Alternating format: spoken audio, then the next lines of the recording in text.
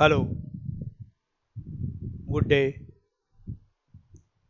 कल हम लोग डिस्कस कर रहे थे मैक्सवेल्स इलेक्ट्रोमैग्नेटिक फील्ड इक्वेशंस के बारे में। और चार इक्वेशंस होते हैं और इन चारों इक्वेशंस को हम लोगों ने डेवलप कर दिया था। The first equation is based on Gauss law of electrostatics. The second equation is based on analogous Gauss law of magnetostatics. The third equation is based on Faraday law of electromagnetic induction, and the fourth equation is based on Ampere circuit law। और ये चारों equations को हम लोगों ने integral form और differential form दोनों में डेवलप किया हुआ है। कल मैंने आपको बताया था कभी कभी सवाल ऐसा पूछा जाता है कि राइट डाउन, कभी कभी डेरिवेशन पूछ लिया जाएगा। तो डेवलप फोर्थ इक्वेशन मैक्सवेल्स, तो उसको आपको निकालना पड़ेगा। Curl H is equal to J plus J D. इसको इंटीग्रल फॉर्म और डिफरेंशियल फॉर्म में दोनों निकालना पड़ेगा। फर्स्ट इक्वेशन पूछ लिया या जो भी पूछ लिया, अकॉर्डिंगली आप उसके उत्तर दोगे। कभी कभी ऐसा पूछा जाता है, write down Maxwell's equation in integral form and differential form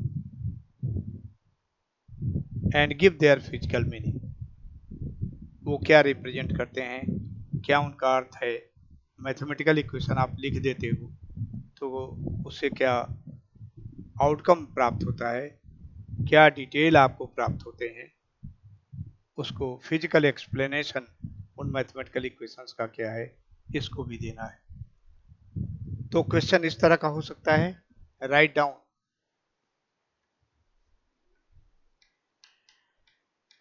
down Maxwell's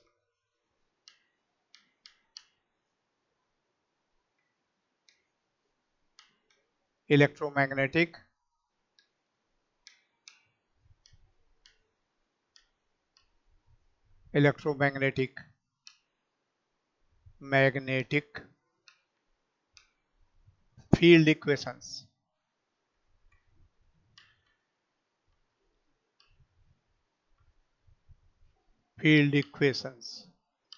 in integral and differential forms in integral and differential forms।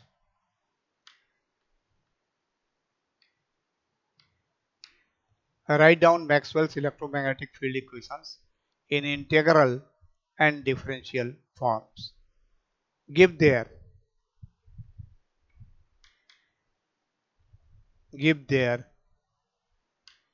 physical meaning। Give their physical meanings also। ऐसा प्रश्न है, तो क्या आप करेंगे? तो पहले हम लिखते हैं Maxwell's electromagnetic field equation. Maxwell's electromagnetic field equation लिख लेते हैं। अब लिखना शुरू किया तो इलेक्ट्रोमैग्नेटिक, उत्तर लिख रहे हो, मैक्सवेल्स इलेक्ट्रोमैग्नेटिक फील्ड इक्वेशंस।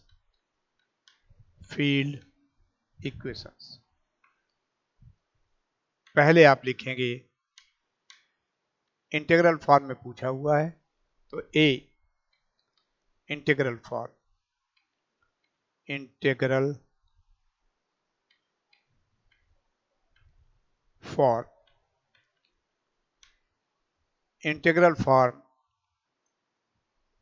में मैक्सवेल्स इलेक्ट्रोमैग्नेटिक फील्ड इक्वेशंस लिख रहे हो। आप अपने कॉपी से देखते जाइएगा। हो सकता है कि एक आध मुझे बिल्कुल याद नहीं है, सोच सोच के लिखूंगा। मेरे पास कोई नोट नहीं है, कोई चिट नहीं है, तो आप अपने कॉपी में जो नोट आप तैयार कर रहे हो उस नोट से इसको मिला भी लो। फर्स्ट इक्वेशन एक एक करके। फर्स्ट इक्वेशन है different integral over a closed surface of dds, it is equal to volume integration of rho dv। ये इंटीग्रल फॉर्म है ऑफ फर्स्ट इक्वेशन का। दूसरा second integral form of second equation, integral over a close surface of bds, this is equal to 0। Check कर लो, देख लो ये ठीक है ना, कहीं गड़बड़ तो नहीं। थर्ड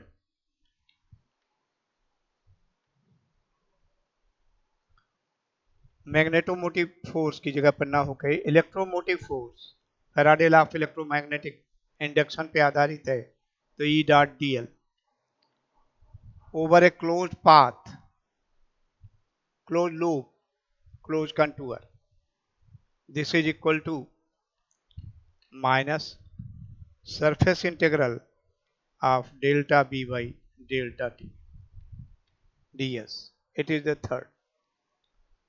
इधर लाइन इंटीग्रल है और ये जो सरफेस है वो क्लोज पाथ जो है उसे घिरा हुआ क्षेत्र है, वो क्षेत्रफल है। एंड द फोर्थ इक्वेशन, चार ही इक्वेशन है इलेक्ट्रोमैग्नेटिक फील्ड के मैक्सवेल द्वारा introduced. The first equation, the second equation, the third equation and the fourth equation.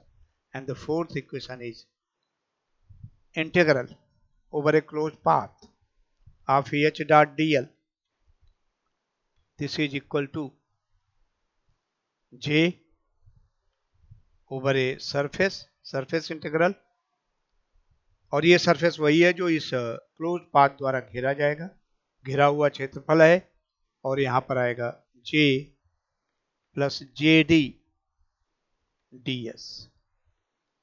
तो ये चार इक्वेशंस है मैक्सवेल्स के, और चार इक्वेशंस को आपने इंटीग्रल फॉर्म में लिख रखा है। क्या उनके फिजिकल मीनिंग है? तो फिजिकल मीनिंग दोनों को लिख लिया जाए तो जो ये इंटीग्रल फॉर्म बताता है वही डिफरेंशियल फॉर्म भी बताता है। तो फिजिकल मीनिंग एक ही होगा, चाहे वो इंटीग्रल फॉर्म में लिखा जाए चाहे डिफरेंशियल फॉर्म में लिखा जाए। तो A integral form, B differential form, differential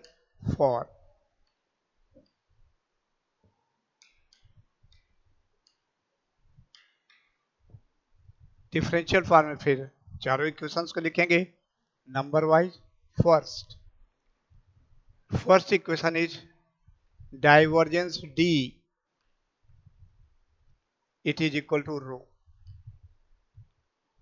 और हम नॉर्मली डिफरेंशियल इक्वेशन का ही प्रयोग करते हैं। आगे मैक्सवेल इक्वेशन से बहुत सारे आउटकम रिजल्ट डिराइव करेंगे, तो सारे को निकालने के लिए हम डिफरेंशियल फॉर्म का ही यूज करेंगे, जिसको दो तरह से लिखते हैं, या तो divergence D is equal to rho, और नेबुला के फॉर्म में लिखते हैं nabla dot D, it is equal to rho. So this is the differential form of the first electromagnetic field equation by Maxwell. The second, divergence B, it is equal to 0, या इसको लिखते हैं nabla dot B, this is equal to 0। Third,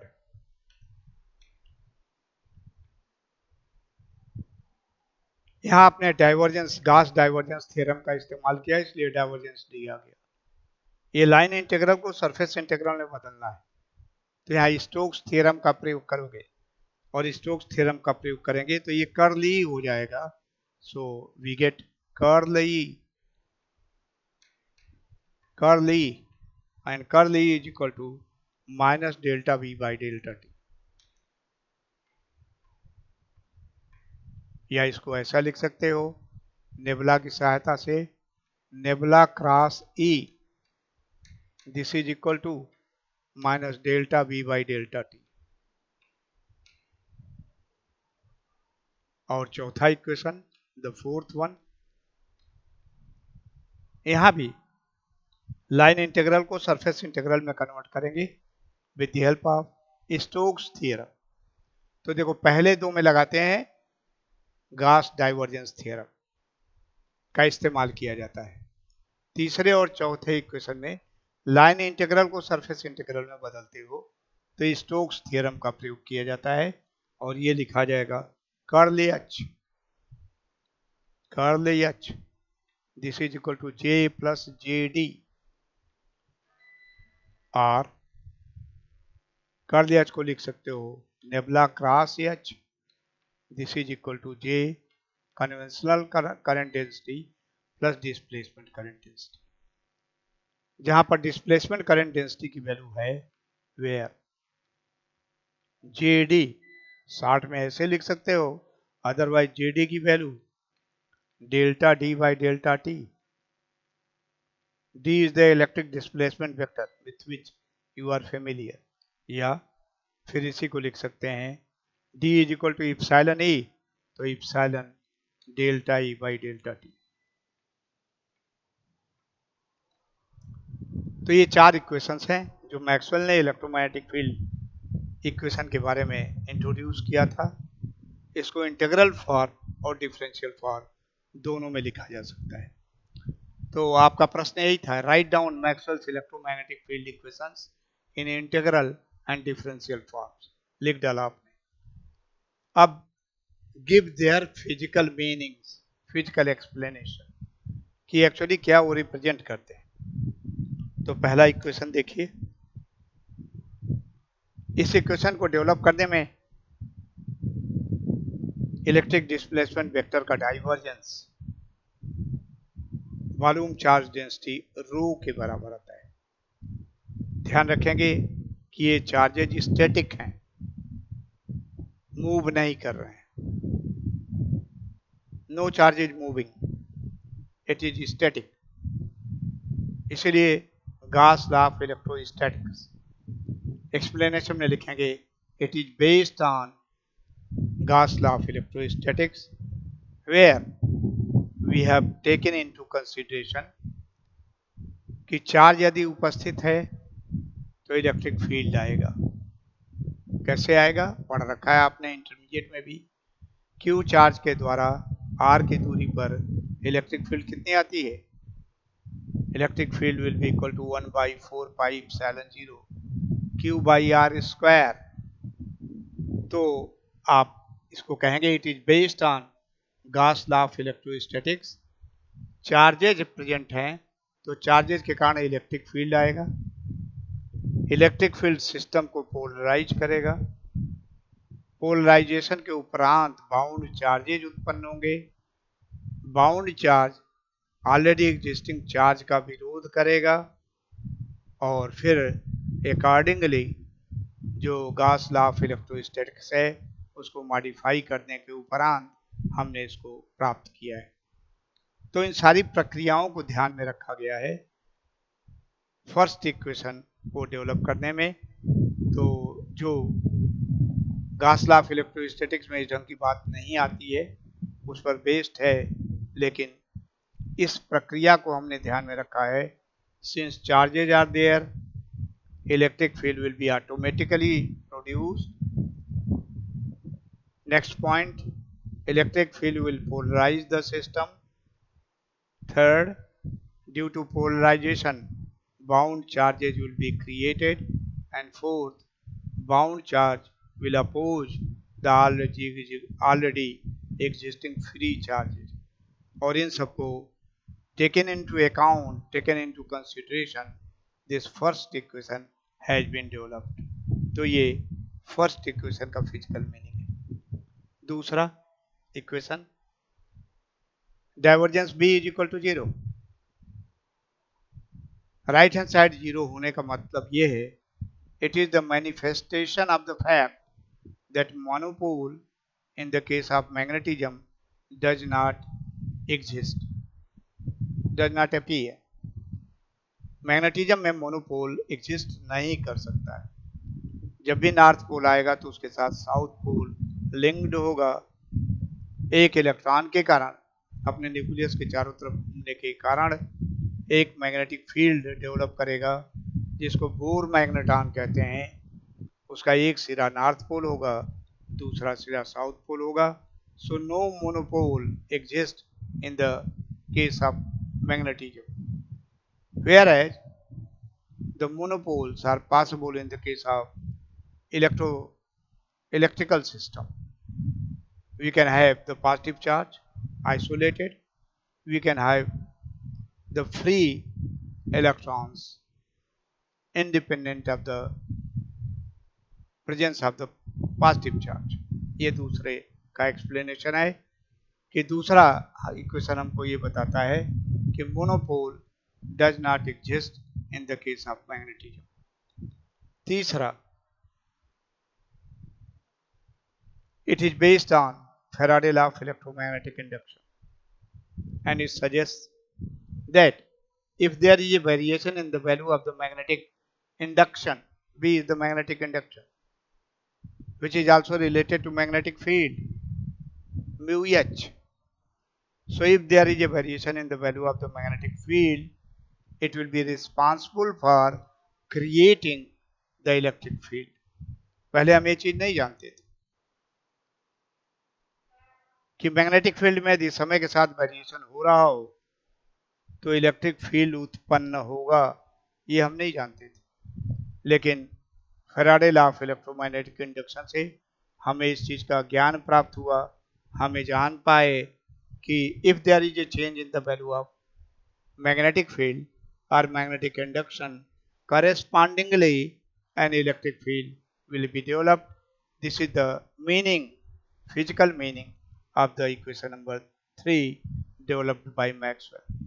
And there is a fourth equation, the last equation. और fourth equation का मतलब है कि it is not only the due to the change in the magnetic field, an electric field will be developed. If the electric field is also changing, electric displacement is also changing with respect to time, then magnetic field will be developed. केवल DC current यदि बहती है, जो ampere circuital law में suggest किया गया है, तब भी मैग्नेटिक फील्ड डेवलप करेगा। ये एम्पियर सर्किटल लॉ है, एम्पियर रूल है। एक सीधे धारा से, एक तार से यदि कोई धारा बहती हो तो तार के परपेंडिकुलर प्लेन में एक मैग्नेटिक फील्ड डेवलप कर जाएगा। देखो, परपेंडिकुलर इसलिए कर्ल एच आ रहा है, नेबुला क्रॉस एच आ रहा है, तो एच के परपेंडिकुलर डायरेक्शन में रिजल्टेंट आएगा, मैग्नेटिक फील्ड डेवलप करेगा। Electric field and magnetic field they will be perpendicular to each other, यह भी हम बाद में एस्टेब्लिश करेंगे। तो तीसरे से हमें ये प्राप्त होता है, if there is a change in the value of the magnetic field a an electric field will be developed. और चौथे में आता है, if there is a change in the value of JD, the electric displacement or electric field, correspondingly a magnetic field will also be developed. तो ये फिर चार equations हैं और चारों के ये मीनिंग है। जैसा प्रश्न पूछा गया है उसके अनुसार आप ऐसा ऐसे कर सकते हो। अब इन इक्वेशंस का मैक्सवेल का सबसे बड़ा कंट्रीब्यूशन यही है कि जो स्कैटर्ड लॉ पढ़े हुए थे, basic law, Gauss law of electrostatics, analogous Gauss law of magnetostatics, Faraday law of electromagnetic induction और the Ampere circuital law, ये अलग अलग बिखरे हुए, एक दूसरे से अनकनेक्टेड ये नियम पड़े हुए थे। फेराडे ने इन सबको एक तरह से रिप्रेजेंट करने की कोशिश की,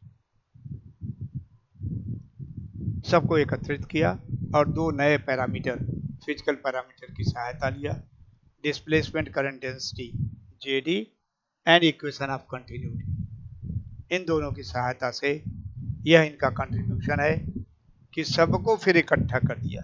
और सबका एक दूसरे से क्या कोरिलेशन है, क्या संबंध है, इसको स्थापित किया था मैक्सवेल ने। अब इस मैक्सवेल के इक्वेशंस का हम उपयोग करें, और बहुत सारे उपयोग हैं आपके सिलेबस में जो प्रेस्क्राइब्ड हैं, एक एक करके उसको डिस्कस करेंगे। तो सबसे पहले हम डिस्कस करते हैं Poynting theorem and Poynting vector.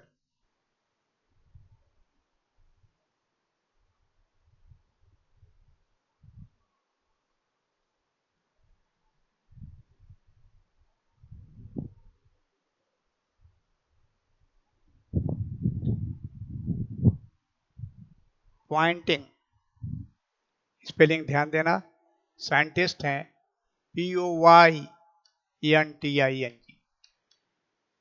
Poynting theorem. तो सबसे पहले पॉइंटिंग थियरम क्या होता है इसको हम जानेंगे, एंड उसी से हम निकालेंगे पॉइंटिंग वेक्टर।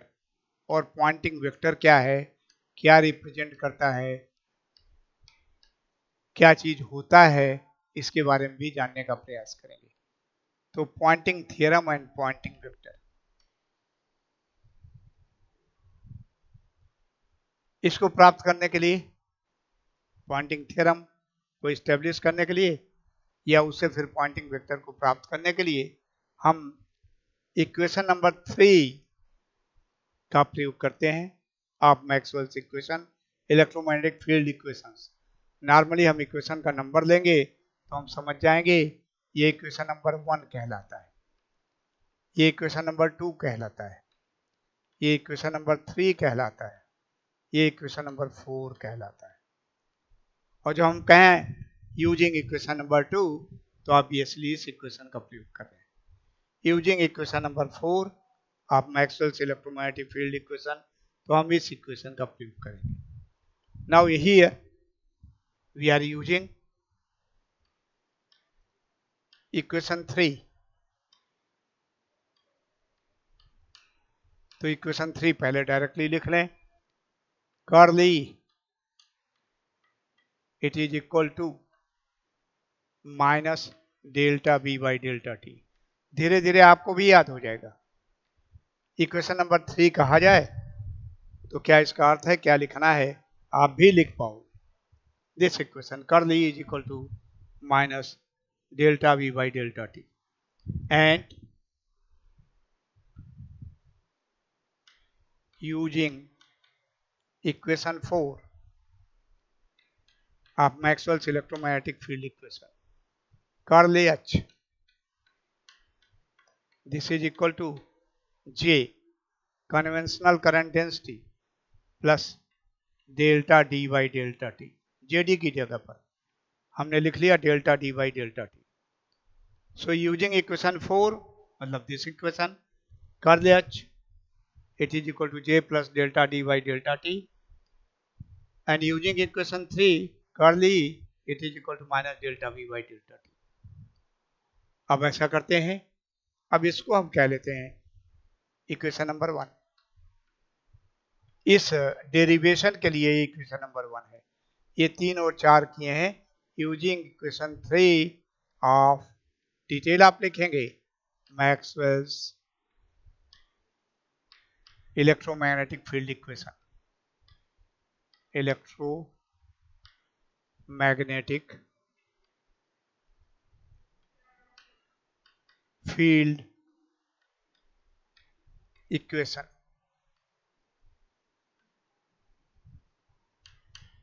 नहीं तो फिर ये कहां से आ गया 3, अभी आप एक शुरू कर रहे हो, ये 3 कहां से आ गया।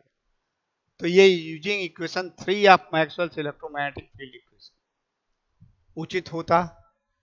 The Maxwell's electromagnetic field equations are, पहले आप लिख लीजिए इन चारों को, the Maxwell's electromagnetic field equations are.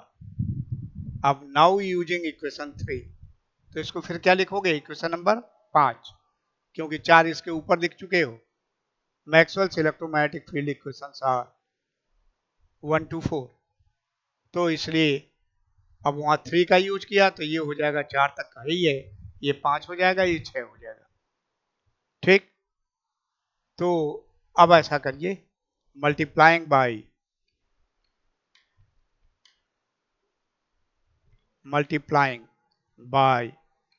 H, the magnetic field, and it is also a vector quantity, multiplying by H in equation 1, obviously on both the sides. तो ये हो जाएगा H curl E, this is equal to minus H dot delta B by delta T. से equation number 3, और फिर 2 में multiplying by E, multiplying by E in equation 2। एक में आपने H का गुणा कर दिया, याद रखना आसान है, कर्ल E है तो H का गुणा करोगे, E का गुणा नहीं करेंगे। ये कर्ल H है तो यहाँ E का गुणा करोगे, ये कर्ल E है तो यहाँ H का गुणा करोगे, जो लिखा गया। तो multiplying by E in equation 2 we get E dot curl H, E dot curl H, this is equal to E dot J plus E dot delta D by delta T, delta D by delta T से equation number 4। अब ऐसा करते हैं, equation number 4 को equation number 3 से घटा देते हैं।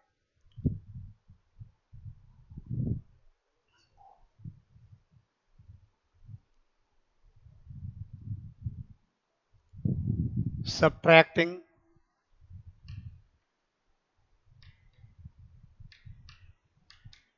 equation number 4, equation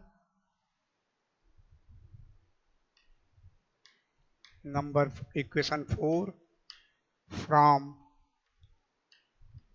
equation 3। 4 को 3 से घटाएं तो देखिए ये सब प्लस ही रह जाएगा, H left hand side H dot curl E minus left hand side E dot curl H, this is equal to, ये ऑलरेडी माइनस है तो minus H dot delta B by delta T, और ये घटाएंगे तो दोनों नेगेटिव हो जाएगा, तो हम पहले इसको पहले लिख लेते हैं, minus E dot delta D by delta T, और फर्स्ट टर्म को बाद में लिखते हैं माइनस E डॉट J। ये ऐसा इसलिए लिखते हैं कि थोड़ी सुविधा हो गई, ये दोनों एक तरह की राशियां हैं, इनको इकट्ठा कर लेंगे और इससे कुछ हम कंक्लूजन डिराइव कर लेंगे। ये लेफ्ट हैंड साइड को जो आया है वेक्टर आइडेंटिटी के अनुसार, जिसके डिटेल में हम नहीं जानते जाएंगे, ये divergence of E cross H होता है। किसी वेक्टर एनालिसिस की किताब उठा करके देखोगे तो ये बड़ा सेट आइडेंटिटी है कि divergence E cross H is equal to H dot curl E minus E dot curl H, this is equal to, और राइट हैंड साइड पे लिख लीजिए, माइनस बाहर ले लीजिए इन दोनों टर्म में से, तो H dot delta B by delta T plus E dot delta D by delta T, इन दोनों में से माइनस आपने बाहर ले दिया, प्लस E डॉट J, ठीक। थोड़ा सा और परिवर्तन कर लें, लेफ्ट हैंड साइड को ऐसे ही छोड़ दें, minus H, B is equal to mu H, तो mu delta H by delta T, B की जगह पर लिख लिया म्यू H, ऐसे D की जगह पर लिख लिया, बताया ही आप जानते भी हो, D is equal to epsilon E, तो इसकी जगह पर लिख लिया E dot epsilon, D is equal to epsilon E delta E by delta T, minus E dot J. और फिर थोड़ी सी आप अपने ज्ञान का प्रयोग करें तो आसानी से इसको लिख सकते हो। It is equal to minus, ये एच है, ये म्यू है, और ये delta H by delta T है। यदि हम इसको ऐसा लिखें, एच स्क्वायर लिख लें, तो एच स्क्वायर लिखेंगे तो 2h आ जाएगा। एच ऑलरेडी है यहाँ पर, तो 2 एक्स्ट्रा आ जाएगा, तो हाफ म्यू ऑलरेडी है delta of H square delta T. अब ऐसा लिखा गया, फिर से ध्यान ले लो, एच स्क्वायर है, टाइम के साथ डिफ्रेंशिएट करोगे तो आ जाएगा 2h, 2 will cancel with this 2 and h will come and mu is already there, तो half mu delta H square by delta T. ऐसे ही सेकेंड टर्म को लिख सकते हो, प्लस हाफ ई स्क्वायर कर लें तो 2e, ई अपने आप आ जाएगा, तो epsilon 2e, e will come and delta e square by delta t minus the last term e dot j।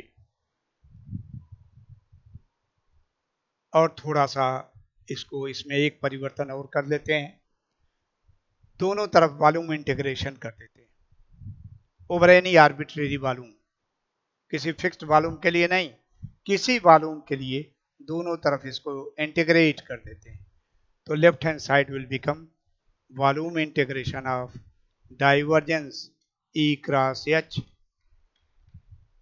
over the volume V, and V is undefined, any arbitrary volume it is। और यहां आ जाइए, minus integral over the same volume of half mu delta H square by delta T plus half epsilon delta E square by delta T and the volume element D V. और ये second term के लिए भी volume integration कर दो, minus volume integration over the same volume of E dot J D V. एक step और कर लेते हैं, तो फिर उनका अर्थ क्या है ये फिर मैं आपको एक्सप्लेन कर दूंगा। Volume integration of divergence E cross H DV,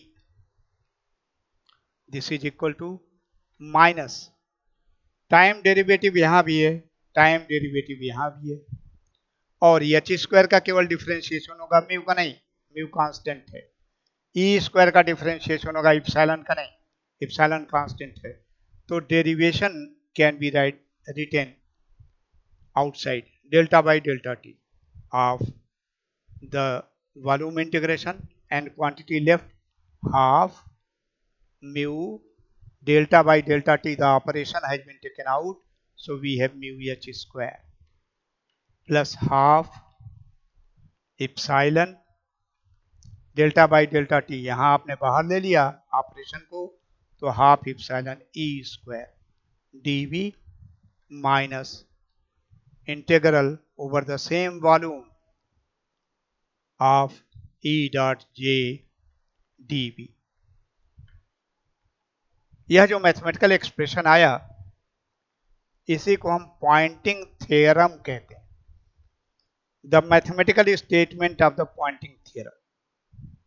आपको शुरू में दिया था Poynting theorem and Poynting vector, तो यही this is the mathematical representation statement of the Poynting theorem. क्या ये बताता है हर मैथमेटिकल टर्म के क्या मीनिंग है। It is found to be in support of the equation of continuity, energy conservation, energy conservation के अनुपालन में ये काम करता है। कैसे होता है, क्या इसका अर्थ होता है, ये फिर इसके physical explanation of different terms appearing over here, that will be told to you in my next lecture. Thank you very much.